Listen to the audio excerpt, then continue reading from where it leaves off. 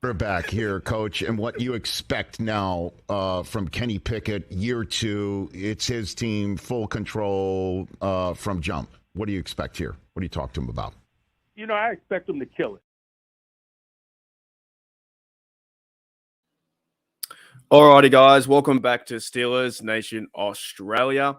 You see it here, Kenny Pickett, Trubisky, Rudolph, 1, 2, 3. That's it. Video done. Look, this one's the real easy one. Like, I'm trying to do all these in different orders to try and make the team, building the team to 53. This one right here is probably the easiest one to do because we all know that Kenny Pickett is number one. Mike Tomlin confirming it. He wants Kenny Pickett to go out there and kill it. Trubisky came out and said he wants to play the backup role and be that veteran, and they've signed Mason Rudolph to be quarterback number 3. Right? But think back last year in 2022, where Big Ben just retired.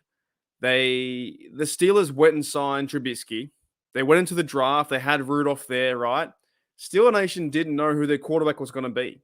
Steeler Nation didn't know week one if it was going to be Trubisky or when they signed Kenny Pickett, if they're going to start Kenny Pickett, if they were going to start Trubisky or even possibly start Rudolph. I was in the camp last year that I actually thought that Rudolph deserved a shot to start, but they went and got the security blanket being Trubisky. It didn't work out too well, as we know that the 4 games he went into, he snuck away with a Bengal win, and then I think we lost the next 3 or something similar like that. And then the Jets game, he got benched. Kenny Pickett comes in, and we lose that game too, right? And actually, that's the first game in a long time that I didn't wake up at 3 a.m. to watch. When I was coming home, I think from a few drinks, having a few sherbets out with my friends, I knew that Trubisky was starting. And I was like, I didn't feel like getting up. I'll be honest, I didn't feel like watching Trubisky play in that offense when it was doing absolutely nothing. I think they averaged about 11 points a game over the 4 games or something similar. It was quite terrible to watch. And that's one of the first games I've ever missed in my fandom, living in Australia, watching the game at 3 a.m. I'm probably one of the only Steeler fans out there that missed Kenny's debut, right? So we look here. We have Kenny Pickett, Trubisky, Rudolph, right? If you guys think that the order can be any different, now there's a few things here. There's a few things I want to touch on and try and go a bit like in depth in the depth chart, right? Kenny Pickett has to be number 1. He's going into his second year. They're building the O-line around him. They've got receivers coming back. They've got the veteran receiver. They've got Deontay Johnson. They've got Freiermuth, Dana Washington, Connor Haywood, Najee Warren, all those dudes, all the playmakers. Plus, they have the offensive line getting better as my voice breaks. Holy dooly, we'll keep that in. I don't want oh, my goodness. I don't want to edit that out, so I'm going to keep that in, right? My voice broke midway. Holy dooly. No edits here, right? So we got Kenny Pickett. Have a betting supporting cast this year going to year 2, right? And what's really good about this one here with Trubisky is he was expected last year to go out there and start and win games. But this year, in his Steelers career being backup, we just need you to be a competent backup. We don't need Trubisky to go out there and throw those 3 picks to the Ravens, but he was leading the team down the field. He was doing some good things. He came in when Kenny Pickett got hurt in the Bucs game. He came in and won that game with Chase Claypool. Could you believe that? That one of Tom Brady's last loss against the Steelers came at the hands of Trubisky and Claypool, and they went down the field and scored a TD to win that game, right? That's where it came from. So this makes so much sense where they might have one of the best Steelers, the Steelers might have one of the best quarterback depth charts in the NFL. They have a young Kenny Pickett, rookie going to second year, Trubisky being a veteran guy, and now he is going to be dead set number 2. Then you have Mason Rudolph, the backup. And Mason Rudolph haters out there, or people who don't like Mason Rudolph, you won't see him. You're not going to see Mason Rudolph at all. He's only there just in case you need to break that glass in case of an emergency. That's it. There's no other reason why he's there, right? He's there to have reps with the receivers, stuff like that. but you're not going to see him be on the active 53. Now, with the rule now, I think that they're going to start Kenny Pickett, Trubisky, and then have Mason Rudolph suit up, but he won't be on the active 53. He'll be the QB3 just in case something happens like the 49ers.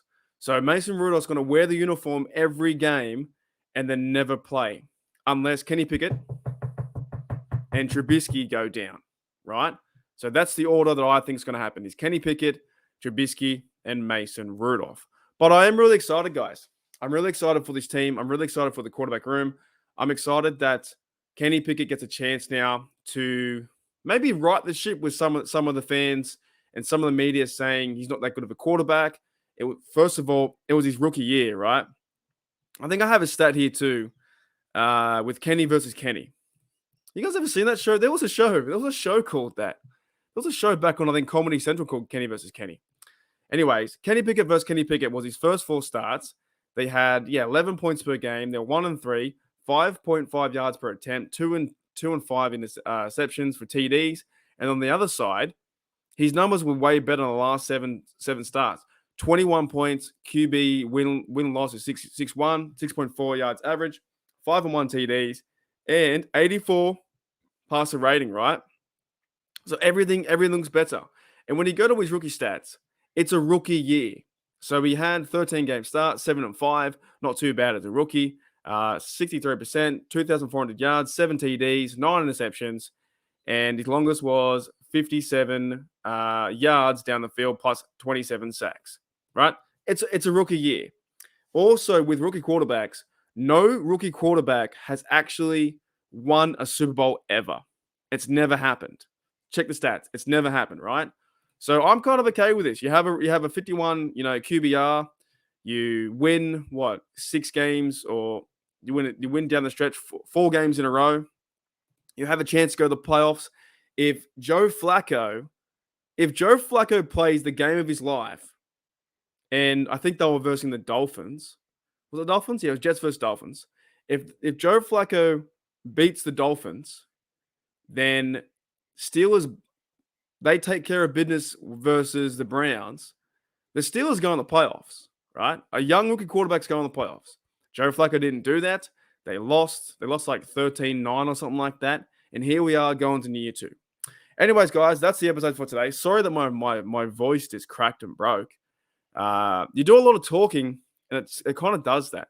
So to summarize, last week we had the depth chart for the tight ends: Freiermuth, Gentry, Washington, Hayward, where I spelled Freiermuth wrong.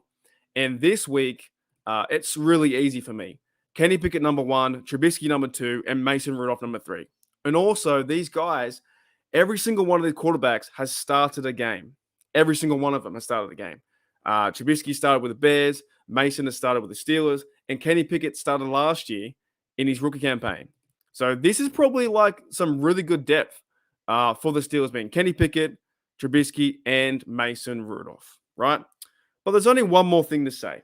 Honestly, there's only one more thing to say, and it's this. We're back here, Coach, and what you expect now from Kenny Pickett, year 2, it's his team, full control from jump. What do you expect here? What do you talk to him about? I expect him to kill it. Right. I'll see you guys later.